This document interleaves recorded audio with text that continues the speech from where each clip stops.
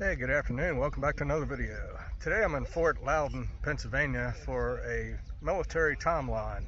They're doing, it's called Across the Centuries. It's all the way, Romans all the way through like the Vietnam War. So there's quite a bit of impressions here. As you can see, I'm with my Imperial World War I group, and I'm portraying a German soldier during World War I in Infantry Regiment 52. So today I'm fighting for the Kaiser. So if you follow me, we'll take a walk around here and I'll show you all these different encampments. So let's go.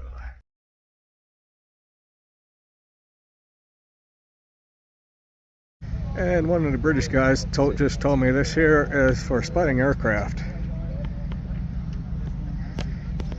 They didn't have many materials, so they just used a wheel off a bicycle, and they would look through the scope. Alright, now I'm coming up on a World War II U.S. encampment.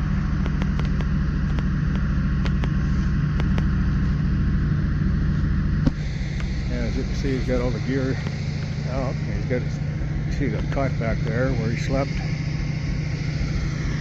And there's just different rations here, candy, hand grenades. Okay, now we're coming into the Russian encampment. See the machine gun there. There was a very brief time period. Russian reenactors. After the collapse of the Soviet Union, where a lot of the military archives were opened up. So, like, we were able to get a lot of information, and then just figures ready to snap them back. And we got a picture of Stalin. But it was good. Got all the weapons on the table here with some grenades. Over here, and an authentic autograph. Got some machine guns here. Yes. PPSH-41 right here. Yes.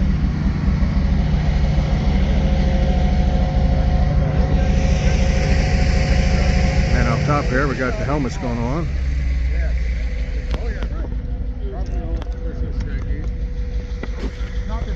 Got their Russian field gear, helmets, and a rifle laid out. And here's my favorite tank of World War II, the Hellcat tank destroyer. Hey Dave! My friend Dave up there, he gets the privilege all the time of being a crew member in it. And right beside there, you see you've got a Halftrack.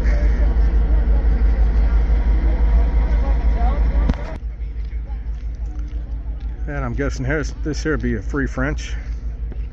The French flag there. And U.S. Browning automatic rifle. And some of the equipment they would have used laying on the table here. Got their cots for sleeping. Can you tell me your impression and what all you're doing here? How much time do you have? I got about Soviet partisan. My name is Grigory Petrovich Hakovsky. Okay, I got about 2 minutes here. Yeah, I'm with the Soviet partisans from the Ukraine of Otrad Kopaksy under Kopak. Okay. Okay. So the most important part of the story to tell is that of all the European resistance or partisan movements in Greece or France or Belgium or wherever, the Soviets were the best, okay, the most well organized and the most effective. Now, eventually, why? Because of course you look at the French. Where was de Gaulle? He was in London. Right. There was no fighting for the Free French in France. But in the Soviet Union, where was Stalin? In Moscow, and he was still directing the war against the Germans. Right. So the point is that the partisan movement was designed primarily as the major things that it did to support the Red Army. All right. So therefore, it was the most well-organized, most well-supplied, and was always functioning to support the Red Army moving forward. Okay. Every directive that they got came from the bureaucracy of Moscow and was organized by there goes the A-10. So that's the main big point to tell in terms of partisan movements. It was, probably most historians would agree, the most well-organized, most effective, and the most successful partisan group in Europe. Okay. Because of the fact that it was supporting the Red Army, providing information. The big Battle of Kursk, for example, the Railroad Directive supported the defense against the Germans at Kursk. They went out in a big raid down to the Caspian to draw Germans away from the Battle of Kursk. And as I said, they provided information, as well as the other part of what they did is representing the Soviet Union to the people behind the line and enforcing, if you will, Soviet discipline. All right. If they gave too much information or aid to the Germans, they got permanent discipline. All right. All right, thank you. We'll take a look at some of his equipment here on the table. All of the stuff on the table relates to that information part. Okay. That all the information would be provided, of course, to Soviet Red Army reconnaissance troops who would come across the lines, meet with the partisans, and they were the ones that gave them the information to come back to support whatever offensive might be planned. Okay, thank you. And then up here he's got a photo of Stalin. What'd that look like? And in the back of the picture, Okay. And on the back of the, now what are we looking at here?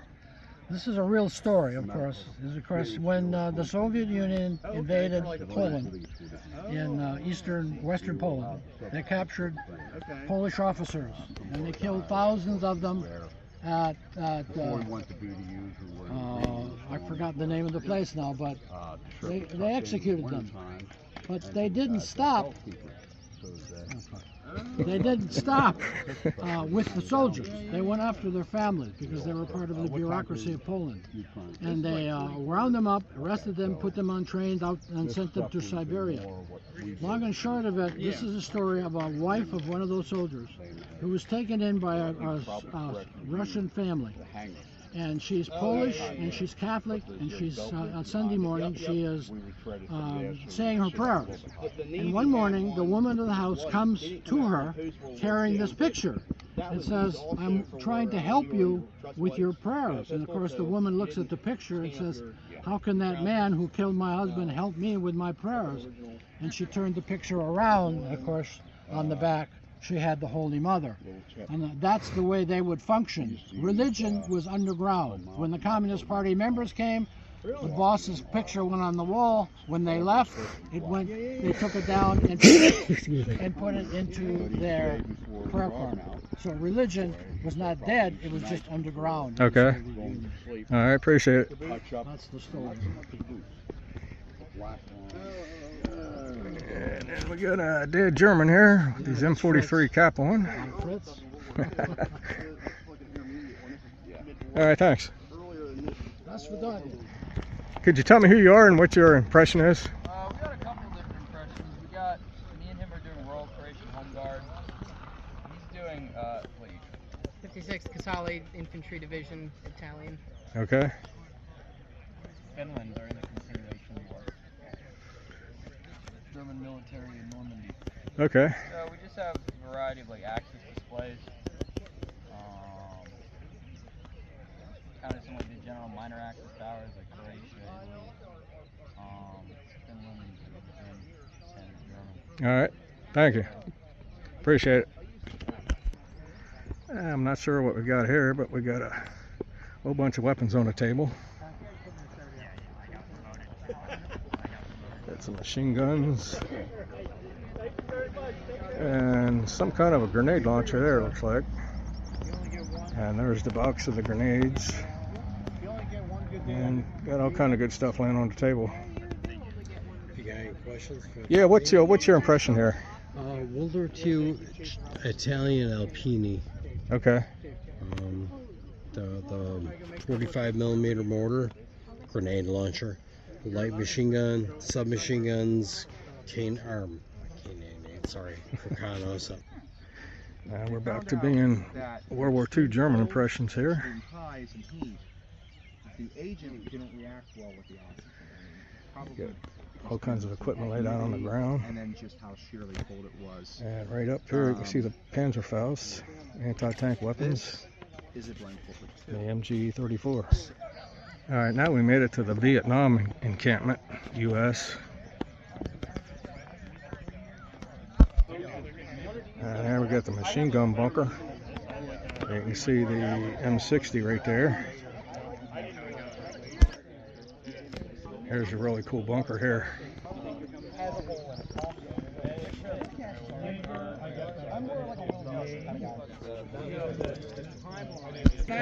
My Hey, we got a sign there, come in, and they're right on the ground. Got a Vietnam flag. My great uncle Clarence. My middle name is And you can see all kinds of cool stuff they got on display.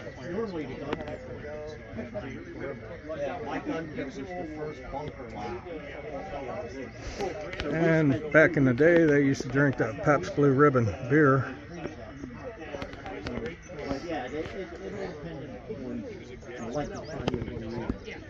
You figure And here's a VC uniform.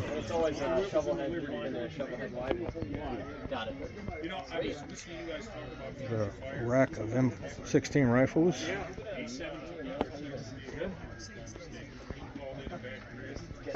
And here's Vietnam rifles.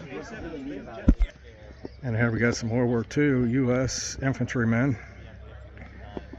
They got their little Foxhole built there, and one's got a bazooka. And here we got two Marines in a Foxhole. You see down there they got their M60 mortar, M1 carbines. But also the elevation of your cannon still get, we call them whiz wheels, and they're little circles, and there's a scale on the bottom. And here we got some World War I doughboys in their Foxholes.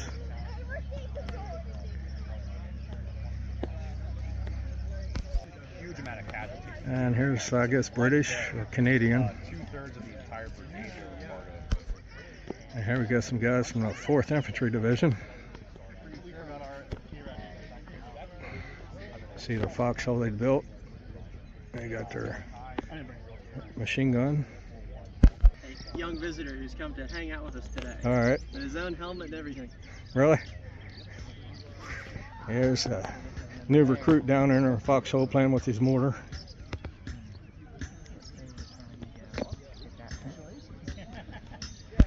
Yeah, here's another Foxhole.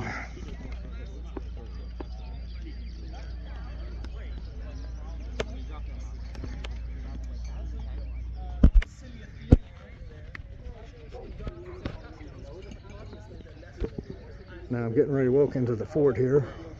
Big flag there flying. In fact, it was the Persian. All right, now we're going to take a look in the guardhouse here.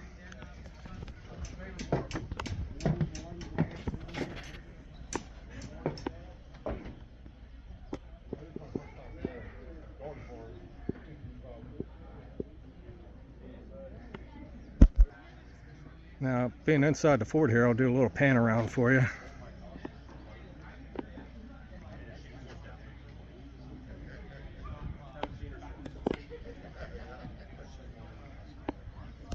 Now we got something here called the bake oven. I am supposed to be training a Russian tomorrow on how to do said bake oven. All right. I've got sourdough that needs to do its thing. Yeah, it smells good once baking. Here's all the tools of the trade. Not too much since I'm in the garrison situation. And you can see the fire going on. Now we got the magazine here. I'll back up and show you. It's where they stored all the black powder and everything like that. And now inside there we got a cannon. Are you ready? No. Like I said, I gotta take this for a break now. That's a lot. Oh, yeah. There's air around here somewhere. This is the blacksmith. Alright, we're probably. And right here we got the well. That's located in the corner of the fort. All right, now we're getting ready to walk into the storehouse.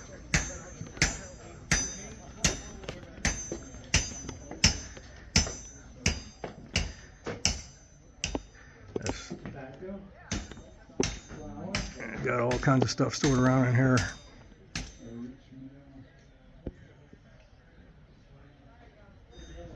Now we'll take a trip inside the barracks.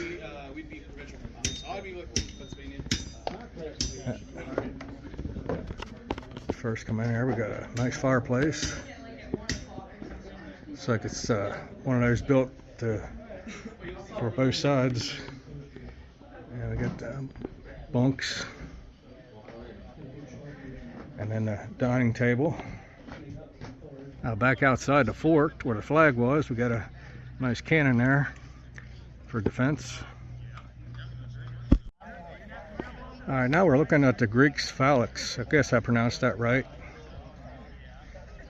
You have to excuse my knowledge of history going back this far because I don't know anything at all about this kind of history. They got all kinds of hand-painted shields.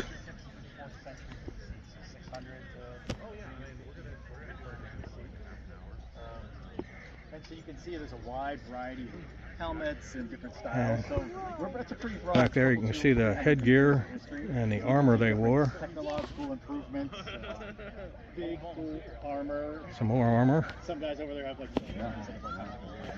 And here's a buffet they got set up.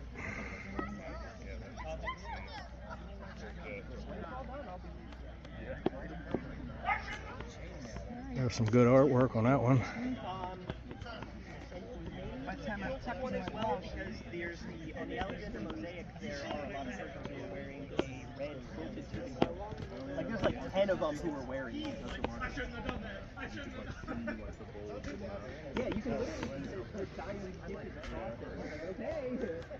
And I'm not sure what this is. And here is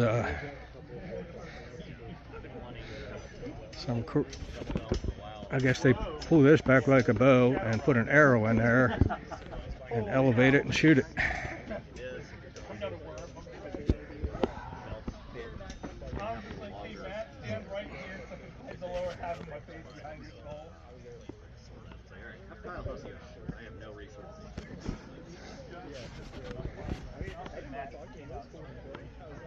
Yeah, I got one of those like nice sewn belts.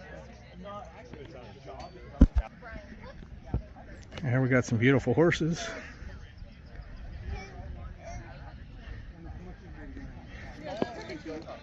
And over here we got an archery range for kids. So they're letting them shoot the bow and arrows. Alright, here's the cowboys. I'm also in this group. We have a lot of fun robbing trains.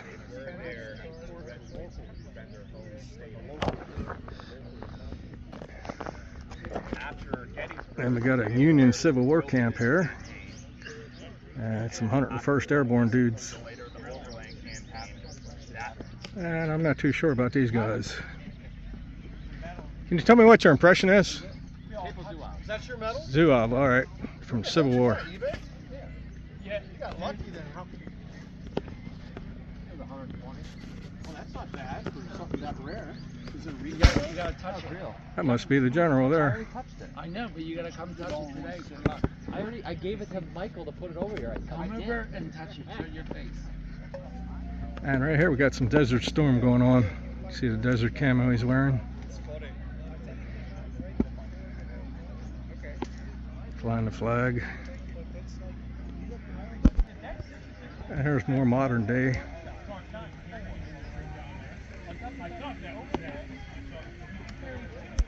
One of the reenactors said this here is a Grenada they're doing. And you can see down here is the M60 machine gun.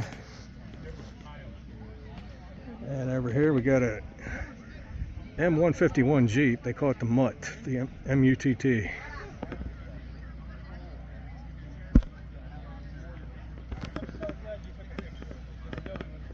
Alright, now we got a medical, World War II medical setup here. I'll take you in here and show you what they got on display. That would be nice if it did. Yeah, we got typewriter going on and cups and our mess, officer's mess kit there. And you can see the VAT 69 ashtray. If you watch Band of Brothers, you'll know what VAT 69 is. And here's what's called a mermite. It's like a cooler. There's the tent.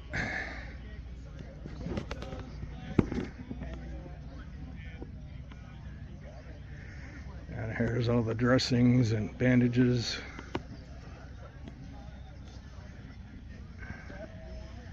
There's a box of human plasma.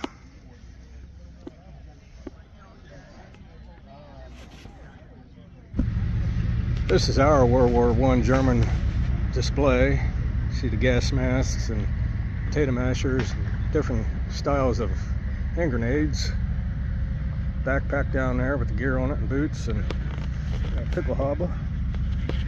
And as we go around to the table here, you can see all the equipment that the Germans would have used during World War I.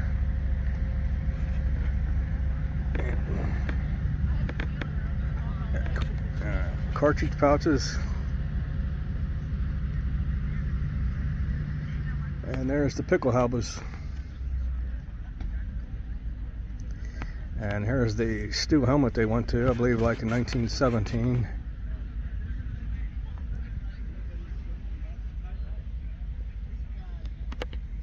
Pay your taxes in Rome, what they give you, and one of them is you're never going to get your money doing that.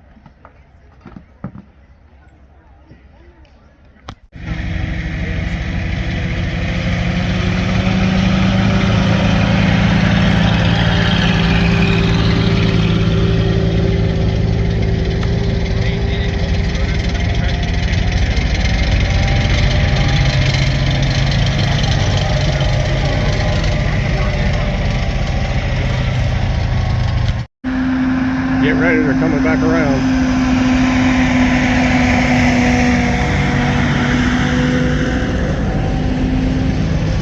This one's hauling ass.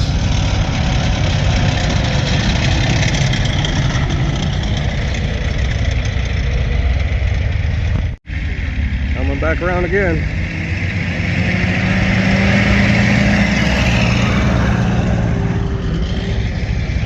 There's my favorite World War II tank. Hellcat.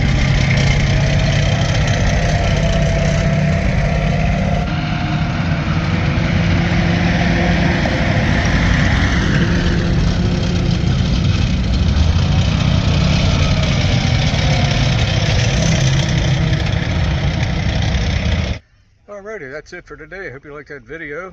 You know, it was really hot out today. It's May 3rd, I believe, and it was got some rain, on and off rain, and on and off sun. And when that sun comes out, we are wearing long sleeve uniforms, and it is really hot in these uniforms. So if you did like it, please hit the like button, ring that notification bell, please subscribe to my channel. Thank you for watching. See you on the next video. Have a good week.